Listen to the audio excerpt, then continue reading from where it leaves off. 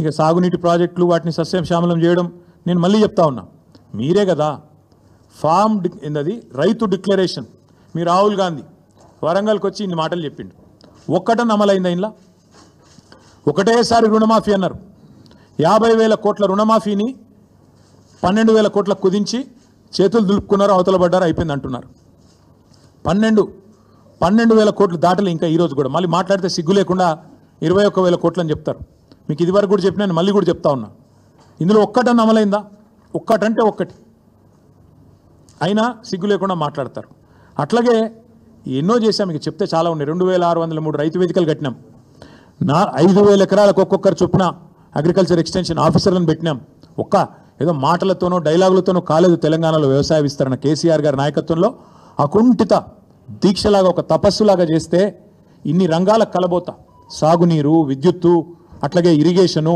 ఇవన్నీ కలిస్తే గ్రామీణాభివృద్ధి కలిస్తే వాటి సమాహారంగా అల్టిమేట్గా తెలంగాణ ఇలా భారతదేశంలో నెంబర్ 1 అయింది మేము రెడీ నువ్వు అసెంబ్లీలో పెడతావా చర్చ లేదా అంబేద్కర్ కాడ పెడతావా కొండారెడ్డి పల్లెలో పెడతావా చింతమడకలో పెడతావా కొడంగల్లో పెడతావా గజ్వేల్లో పెడతావా ప్లేస్ నీ ఇష్టం ఎక్కడంటే అక్కడికి వస్తాం కానీ నువ్వు తప్పించుకపోయే బాబత్ మాకు తెలుసు నువ్వు గ్యారంటీ ఏం చేస్తావు ఈయనకి ఏంటంటే అలవాటు బురద చల్తాడు అవతల పడతాడు ఇట్లా చల్తాడు ఏదో మాట అంటే డైలాగే నేను ఎక్కడన్నా అని మళ్ళీ అవుతాడు ఆయననే చెప్పిండి నిన్న కేసీఆర్ వస్తాడా కేటీఆర్ వస్తాడా అన్నాడు మరి నేను వస్తా అంటున్నా నీకు దమ్ముంటే రా లేదంటే ఇంకొక ప్రతిపాదన 8 తారీఖు నాడు ఇలా 5 తారీఖు ఎందుకంటే ముఖ్యమంత్రి గారికి ప్రిపేర్ అయ్యేందుకు టైం పడుతుంది 8 తారీఖు నాడు 11 గంటలకు మేమందరం వస్తాం సోమాజిగూడ ప్రెస్ క్లబ్ రా నీకు కుర్చీ చేసి పెడతాం నీ కార్యకర్తలతో సహా వస్తావా నీ ఎమ్మెల్యేలతో సహా వస్తావా వాళ్ళు ఎంతమంది వస్తారో చెప్తే వాళ్ళకు కూడా ఇంతజాం చేస్తాం చాయ్ బిస్కెట్ కూడా మా సోమాజిగూడ ప్రెస్ సోదరులను అడిగి అది కూడా ఏర్పాటు చేస్తాం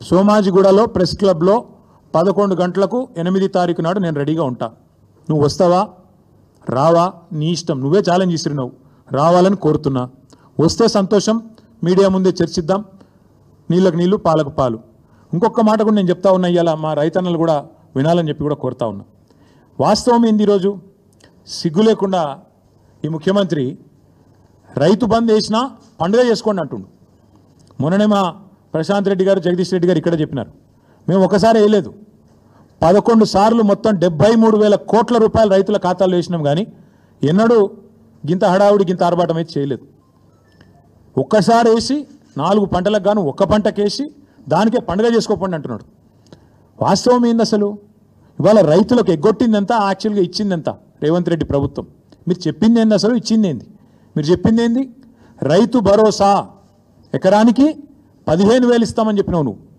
కేసీఆర్ 10,000 ఇస్తున్నాడు బిచ్చమేసినట్టు నేను 15,000 ఇస్తా అన్నావు కేసీఆర్ 2 పంటలకు ఇస్తున్నాడు నేను 3 పంటలకు ఇస్తా అన్నావు ఇవాళ ఏం చేస్తున్నావు మరి ఇచ్చినావు ఎక్కడన్నా 15,000 అసలు రైతు భరోసా పేరుకు అర్థం ఉందా తాత్పర్యం ఉందా ఇంకొక మాట కూడా అడుగుతా ఉన్నా రేవంత్ రెడ్డిని నేను నువ్వే కదా ఉత్తరం రాస్తే కౌలు రైతులకు 22 లక్షల మంది కౌలు రైతులకు ఉత్తరం రాసి నీ మొగోడు మీ అందరికీ నేను రాగానే ఇస్తా ఇచ్చేస్తూనే ఉన్నా వస్తూనే ఉన్నా ఇస్తా అని చెప్పి రెచ్చగొట్టిండు ఇవాళ అసలు రైతులకు ఎగ్గొట్టింది పట్టదారులకు ఎగ్గొట్టింది ఈ 4 పంటలు కలిపి 24,000 కోట్లు కౌలు రైతులకు ఎగ్గొట్టింది 15,000 కోట్లు మొత్తం కలిపితే ఈ ప్రభుత్వం ఒక్క రైతు బంధులనే ఎగ్గొట్టింది 39,000 కోట్లు ఎట్లా లెక్క అంటారా మీరు ఆ లెక్క కూడా నేను తీసుకొచ్చినా మీరు చూసుకోవచ్చు ఒక్కొక్క ఎకరానికి ఎంత ఎగ్గొట్టిండు మొత్తం కలిపి 39,000 కోట్లు ఎగ్గొట్టిండు ఒక రైతు బంధువులనే ఇక రైతు రుణమాఫీ తీసుకుంటే అక్కడ దాదాపు 35,000 కోట్లు ఎగ్గొట్టిండు 50,000 కోట్ల లెక్కను 12,000కు రౌండ్ ఆఫ్ చేసి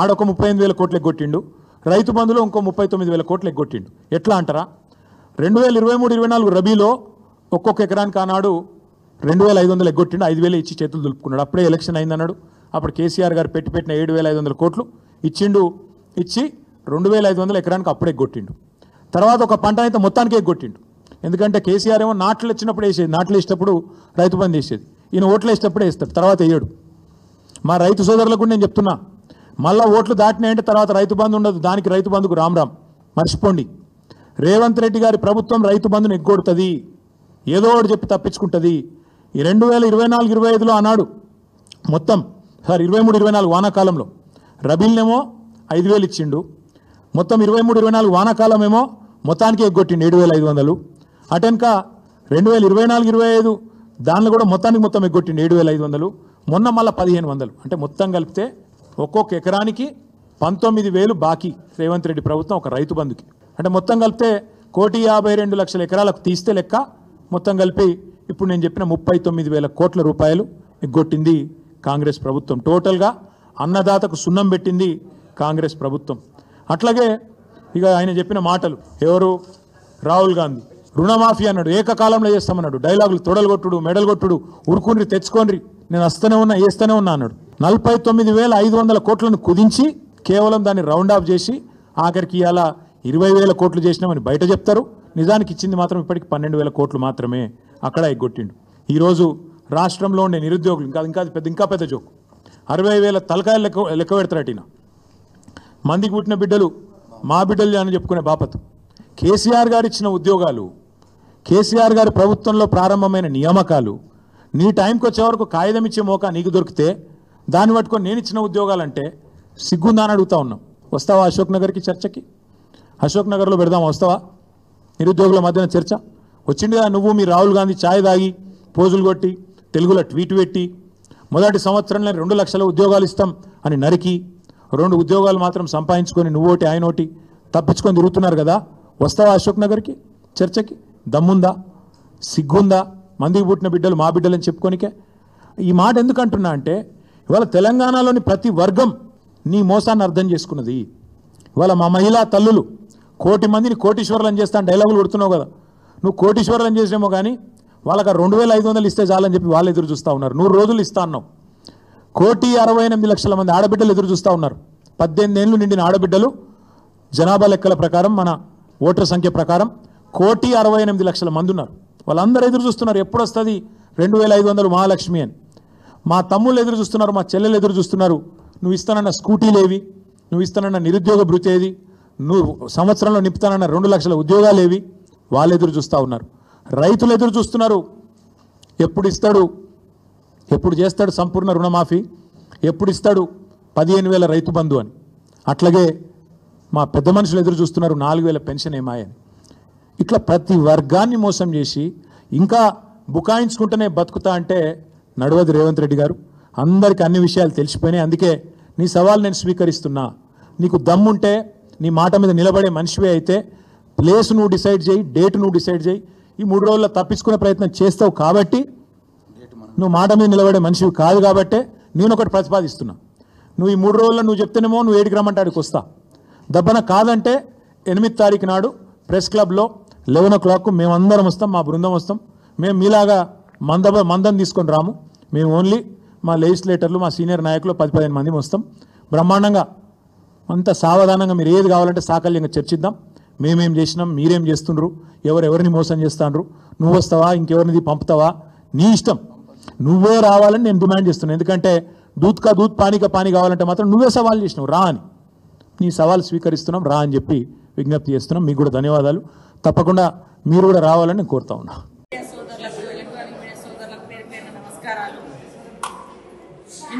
విదేశాలలో ఉన్నటువంటి కేటీఆర్కు నిన్న మా సీఎం రేవంత్ రెడ్డి గారు విసిరినటువంటి సవాలు అర్థం కానట్టుంది. ఎందుకంటే ఇక్కడ లేడు కాబట్టి తెలుసుకునే ప్రయత్నం కూడా ఆయన చేయలేనట్టుంది.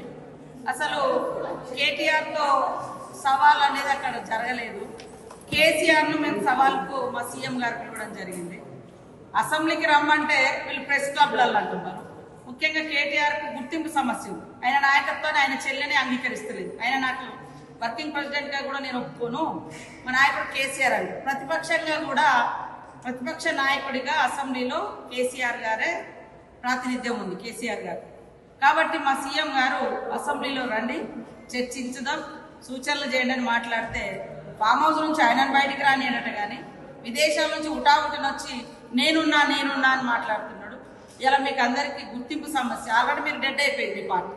కాబట్టి ఇప్పుడు మీకు గుర్తింపు సమస్య వచ్చింది. కాబట్టి మా సీఎం రేవంత్ రెడ్డి గారు విసిరిన సవాల్కు నీకు కాదు సవాల్, ప్రతిపక్ష నాయకుడిగా, మరి 9.5 సంవత్సరాలు ముఖ్యమంత్రిగా చేసినటువంటి మాజీ ముఖ్యమంత్రి గారు రండి, ఎక్కడో ఉండి మాట్లాడడం కాదు, అసెంబ్లీకి రండి, లేఖ పెట్టండి, అసెంబ్లీ సమావేశపరుస్తామని మేమంటుంటే ఆయన డెడ్ లైన్ పెట్టినాం. నీ డెడ్ లైన్ల కోసం ఇక్కడ ఎవరు వెయిటింగ్లో లేరు. మేము పెట్టిన డెడ్ లైన్ అసెంబ్లీ, వేదిక అసెంబ్లీ. అసెంబ్లీకి వచ్చి ప్రజల సమస్యలు చర్చించాల్సినటువంటి అవసరం ఉన్నటువంటి ఒక ప్రతిపక్ష నాయకుడు బయటికి రాకుండా ఆయననేమో ఫామ్ హౌస్లలో ఉంటారు, మీరేమో విదేశాలలో తిరుగుతారు, మీ చెల్లినేమో జైలు సమస్యతో ఎదుర్కొంటుంది, తర్వాత ఆమె సపరేట్గా ఆమె ఒక సమస్యతో ఉంది. నిన్నగాక మొన్న కొన్ని ఇంటర్వ్యూలలో ఆయన అసలు నాకు నాయకుడే కాదు కేటీఆర్ అంటూ, ఇంకా నీతోటి మేము ఎవరు ఇక్కడ గుర్తించి మా నాయకుడు లేదా మా రాని నీతో చర్చించడానికి ఎవరు తగ్గిలేరు. ఇక్కడ మీ నాయనకి హోదా ఉంది, మీ నాయన ప్రతిపక్ష హోదాలో పనిచేస్తున్నాడు, ప్రతిపక్షంగా ఒక 10 ఏళ్ళు రాష్ట్రంలో ముఖ్యమంత్రిగా ఉన్నాడు. ఆయన అనుభవాలు కానీ ఆయన ఆలోచన కానీ పంచాలంటే అసెంబ్లీకి రమ్మని మేము ఆహ్వానిస్తున్నాం.